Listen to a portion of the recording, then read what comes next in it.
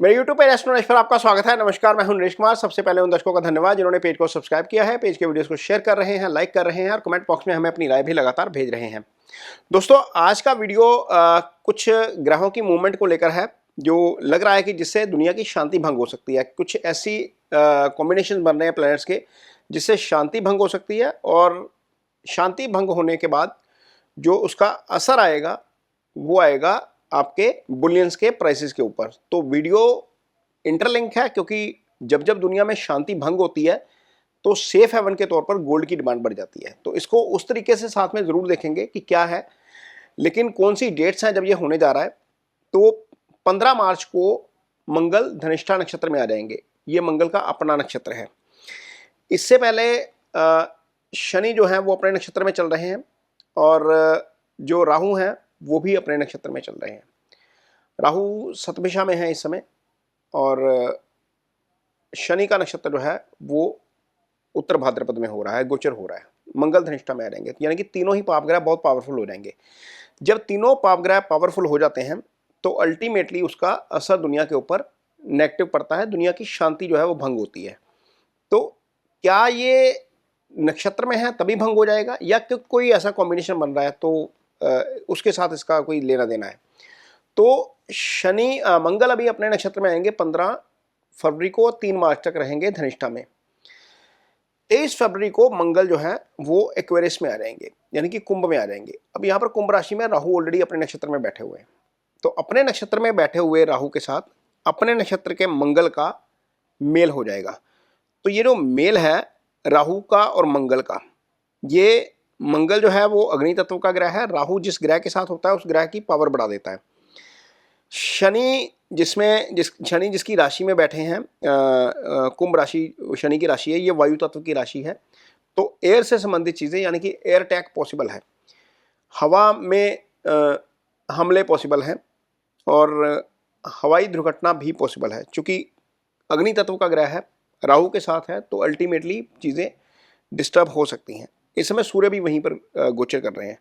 तो यहाँ पर कुंभ राशि में क्या होगा? सूर्य, बुध, शुक्र और राहु, मंगल, राहु, सूर्य, बुध और शुक्र, ये 5 ग्रह आ जाएंगे। ऑलरेडी यहाँ पर 3 ग्रहों का गोचर हो रहा है। राहु, बुध और शुक्र यहाँ पर गोचर कर रहे हैं।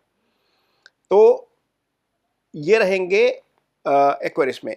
उसके बाद क्या होगा? मंगल चले जाएंगे 2 अप्रैल को पाइसिस में यानी कि मीन में चले जाएंगे।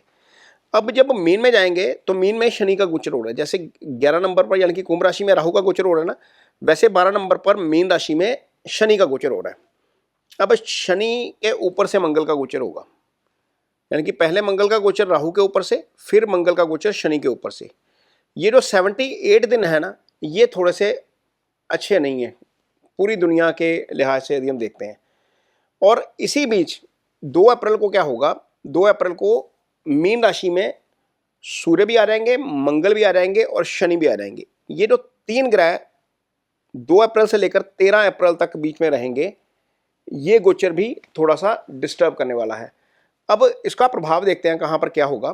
तो यदि इतने सारे पापग्रह 11 नंबर पर यानी कि कुंभ राशि में हैं तो वो सीधे देखेंगे सिंह राशि को। तो सबसे पहले तो देखते हैं कि सिंह राशि से कौन से एरियाज आते हैं। सिंह राशि दुनिया के कौन से एरियाज को प्रभावित कर सकती है। इस समय जो स्थिति चल रही है कि सबसे पहले जो होगा, जब टॉरस पे आएंगे, इस पे आएंगे, एक्वेरियस पे आएंगे मंगल, तो मंगल की चौथी दृष्टि टॉरस के ऊपर जाएगी। टॉरस यानी कि वृषभ राशि। शनि इस समय मीन में है, मीन में बैठे शनि की तीसरी दृष्टि टॉरस राशि पर है। तो टॉरस राशि से संबंधित एरिया डिस्टर्ब हो जाएंगे। सबसे पहले तो यही होगा क्योंकि वो 23 फरवरी से होने जा रहा है। तो उसमें कौन से एरियाज आते हैं? यदि हम संहिता ज्योतिष पढ़ते हैं तो उसमें रशिया आता है, पर्शिया आता है, ईरान आता है और वेस्ट यूरोप आता है, साइप्रस आता है, पोलैंड आता है, जॉर्जिया आता है, स्विट्जरलैंड आता है, हॉलैंड आता है, नीदरलैंड आता है और भारत की यदि हम बात करते हैं मथुरा और अयोध्या भी टॉरस से आते हैं। उसके बाद क्या होगा? जैसे ये प्लैनेट आगे बढ़ेंगे, 2 नंबर तो एक्टिवेट रहेगा ही रहेगा। मंगल और राहु की दृष्टि से 5 नंबर भी एक्टिवेट रहेगा। 5 नंबर यानी कि सिंह राशि। सिंह राशि से अब कौन से देश आते हैं, कौन से शहर आते हैं? तो रोमानिया आता है, इटली आता है, रोमानिया आता है, लेबनान आता है। इंडिया में यदि हम बात करते हैं तो मुंबई आता है सिंह राशि से, उड़ीसा आता है सिंह राशि से। इसके बाद क्या होगा? मंगल शनि मीन राशि में इकट्ठे होंगे। ये वर्गों को एक्टिव करेंगे दोनों सीधी दृष्टि के साथ। तो वर्गों से कौन सी जो है वो कंट्रीज आती हैं? टर्की आता है, उससे वेस्ट इंडीज आता है, सेंट्रल यूएस से आता है, मेसोपोटामिया आता है, आपका कैलिफोर्निया आता है, सिटीज़ जो होती हैं उनमें साइप्रस आता है, बोस्टन आता है और स्ट्रासबर्ग आता है। ये सिटीज़ जो हैं वो विदेश की हैं। और पूरा इंडिया, भारत की प्रभाव राशि कुछ शास्त्रों में मकर कही गई है, कुछ शास्त्रों में वर्गो भी बताई गई है। तो इंडिया के ऊपर भी इसका असर आ सकता है। तो मोटे तौर पर ये जो सिटीज़ बताई गई हैं ये बृहद संहिता के मुताबिक है, जो शास्त्रों में लिखा गया है, और जो संहिता ज्योतिष की किताबें हैं उनमें जो बताया गया है उसके मुताबिक है। नेगेटिव प्लैनेट जब किसी भाव को एक्टिव कर रहे हैं या किसी राशि को एक्टिव कर रहे हैं तो उसका आपकी इंडिविजुअल चार्ट के मुताबिक अलग प्रभाव आता है। मान लीजिए किसी की कुंडली मीन लगन की है तो छठा भाव एक्टिव होगा, सप्तम भाव एक्टिव होगा, 6 राशि एक्टिव होगी तो आपके पार्टनर के ऊपर असर आएगा। तो किसी की कुंडली में मान लीजिए कुंभ लगन की है तो लियो एक्टिवेट होगा, यानी कि सप्तम एक्टिवेट होगा तो पार्टनर के ऊपर या बिजनेस पार्टनर के ऊपर असर आएगा।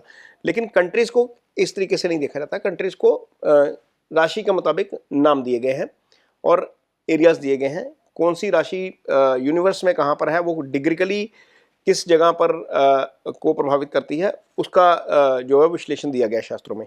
तो उस विश्लेषण के मुताबिक जो है इसका पूरा हमने इसको एनालाइज किया है कि दुनिया के कहाँ दुनिया में कौन कौन सी एरियाज डिस्टर्ब हो सकते हैं।